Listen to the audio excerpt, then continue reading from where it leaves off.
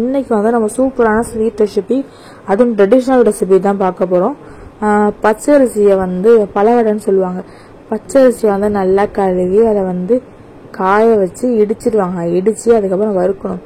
வறுத்துட்டு வந்து சல்லடையில் வந்து சடிச்சு கப்பியை தனியாக எடுத்து அதை ஒதுக்கிட்டு அது பேலன்ஸ் உள்ளது மட்டும்தான் யூஸ் பண்ணுவாங்க. அதுக்கப்புறம் இதில் என்னென்ன இன்க்ரீடியன்ஸ்லாம் ஆட் பண்ணுவோம்டா, இப்போ 2 கிலோ அரிசி, 2 கிலோ அரிசி, அதே மாதிரி 2 கிலோ வெல்லம் போடணும். ஓகேவா?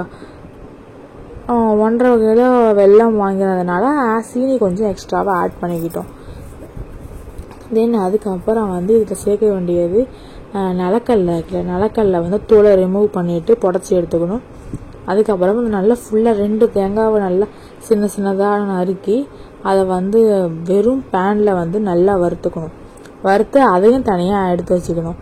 அதுக்கப்புறம் வந்து பச்சை பயிறு இருக்குல்ல, வறுத்த பச்சை பயிறு, அதை வந்து நம்ம வந்து தனியாக இருந்தாலும் அதில் வந்து கொஞ்சம் கப்பி இந்த கல்லுலாம் இருக்கிறதுனால அதை கழுவிட்டு அதை வடிகட்டிட்டு ஆட் பண்ணிக்கணும். அதுக்கப்புறம் வந்து வாசனைக்காக ஏலக்காய், அதாவது நல்லா 20-25 வரைக்கும் போடுவோங்க.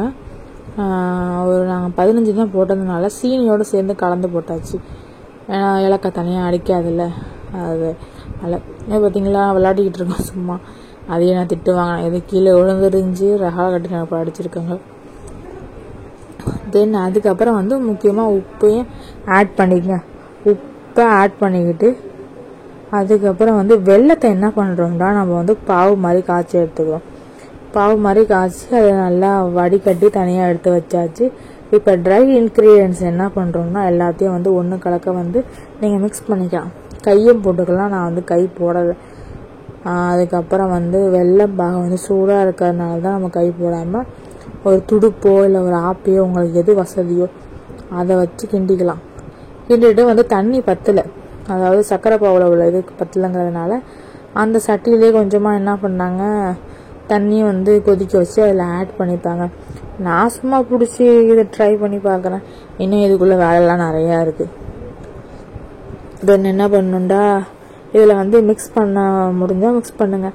அப்படி இல்லாட்டி தாம்பழம் இருக்குல்ல, சஹான் வந்து வச்சு அதில் போட்டு அதுக்கப்புறம் இந்த பரோட்டா மாவு செய்வோம்ல, அதே மாதிரி தண்ணி தெளித்து நல்லா வந்து 2 கையால் நல்லா எங்கே பார்த்தாலும் போகிற மாதிரி நல்லா பிணைஞ்சி விடணும். இந்த நேராங்களே பாட்டி, அந்த மாதிரி வந்து நல்லா பிணைஞ்சிக்கோங்க.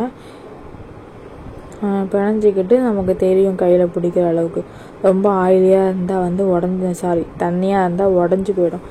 இந்த இருக்கு பாருங்கள், ஒரு நார்மல் சைஸ்க்கு பிடிங்க. ஏன்னா வந்து இது பச்சரிசி தானே, வெந்து வரங்கும் போது ஒரு 15 to 30 மினிட்ஸ் நல்லா ஊற விடுங்க. அப்பயும் உங்களுக்கு அரிசி வந்து ஊறி வந்துருக்கும்.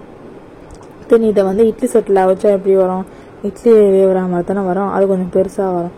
தென் இட்லி சட்டியில் வந்து என்ன பண்ணுறோன்னா, ஒரு இட்லி சட்டியில் அவிச்சிட்டு ஒரு 15 மினிட்ஸ் மாதிரி அடிச்சுட்டு திரும்பி வந்து அடுத்தது இட்லி சட்டியில் மாற்றிடணும். மேலே தண்ணி தெளித்து வேக வைப்பாங்க. இது வேகத்துக்கு ஒரு 30 மினிட்ஸ் கிட்ட ஆகும்.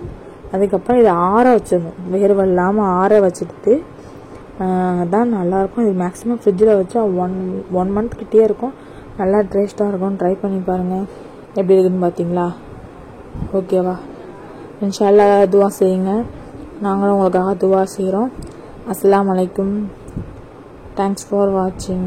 துவா செய்யுங்க. அஸ்ஸலாமு அலைக்கும். Bye bye. Take care. இது வந்து நெய்பர்ஸ்க்குலாம் டிஸ்ட்ரிபியூட் பண்ணுவோம்.